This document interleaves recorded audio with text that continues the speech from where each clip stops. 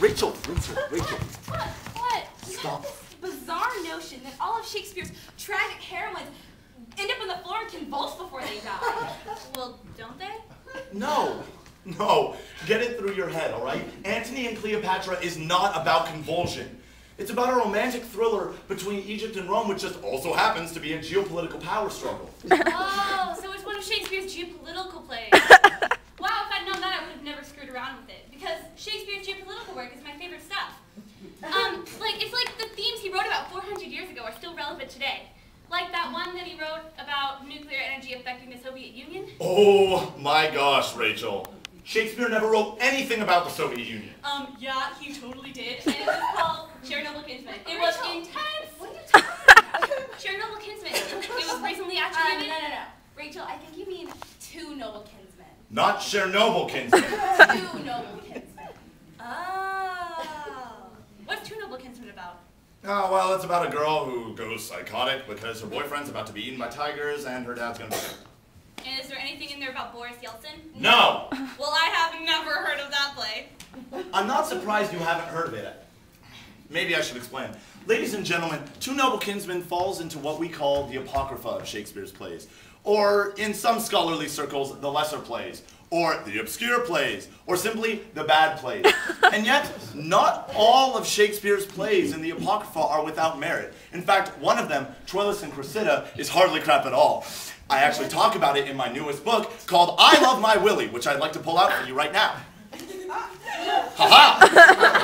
I was thinking that tonight, maybe we could do like a quick abbreviated version for the audience, based on this chapter. Yeah, we can totally do a performance art or interpretive dance version. Oh my gosh, I love performance art. It's so pretentious. We could use Troilus and Cressida as a jumping off point to explore different themes like the transcendent nature of life or the mythology and the dissipation of forms. Yeah, go get props. No, guys, wait. I was thinking like a straightforward scholarly approach. Nah, screw that. Go ahead. Okay.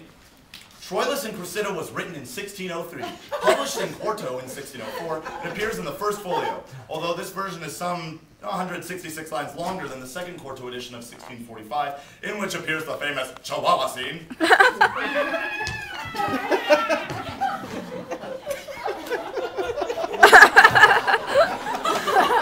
Ladies and gentlemen, my book has nothing to do with Godzilla.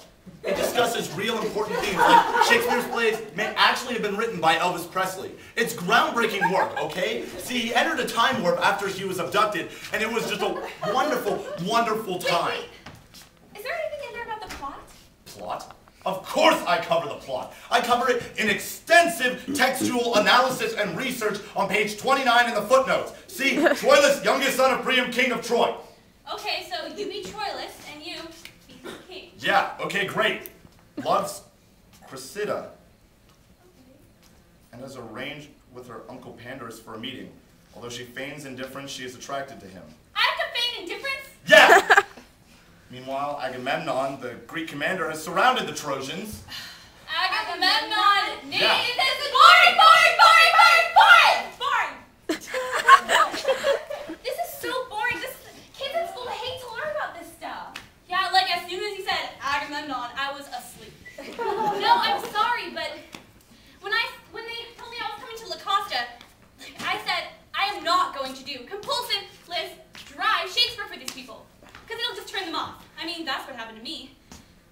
I remember sitting there in class when we were supposed to be reading Shakespeare and looking out at all the kids playing ball and wondering to myself, why can't this Shakespeare stuff be more like sports? Sports? What do you mean?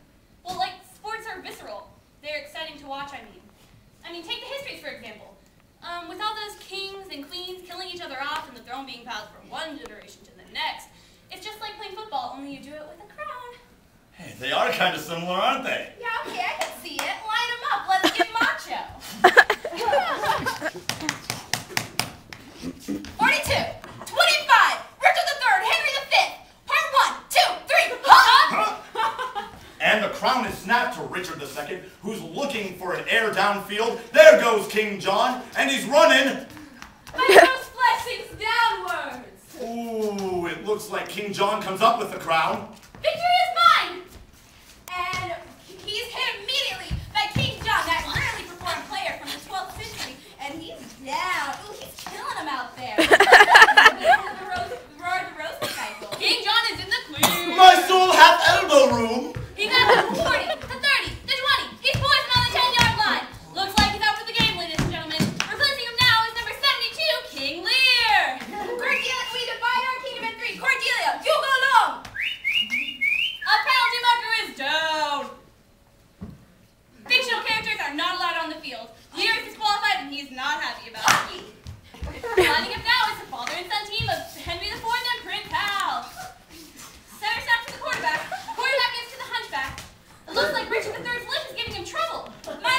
my horse, my kingdom for a horse. There's a pilot on the field.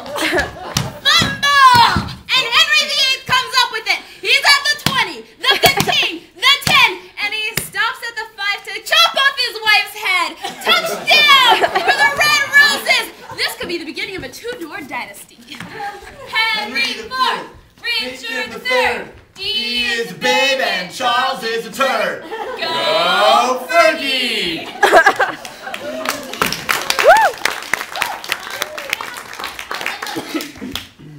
What are you doing? Can I see your program for a sec? What are you doing? I just want to check a list of plays. I think we might have already done them already. Really? Yeah, we might be able to let it out a little early tonight. That'd be great. Because see, we did the histories just now. And we did the comedies in the alone. Right, that leaves the tragedies. We did Macbeth with all the blood. Romeo and Juliet we did. Troilus and Cressida, Julius Caesar. We wrapped Othello and Lear was in the football game. What about Cleopatra and Antony? Yeah, I convulsed on that lady over there. Right. Timon of Athens I mentioned. Coriolanus? Oh, I don't like that one. What's wrong with Coriolanus? I just don't like the anus part. It's offensive. Okay, so we skipped the anus play. Well, that's all of them, right? Wait, hold on, you guys.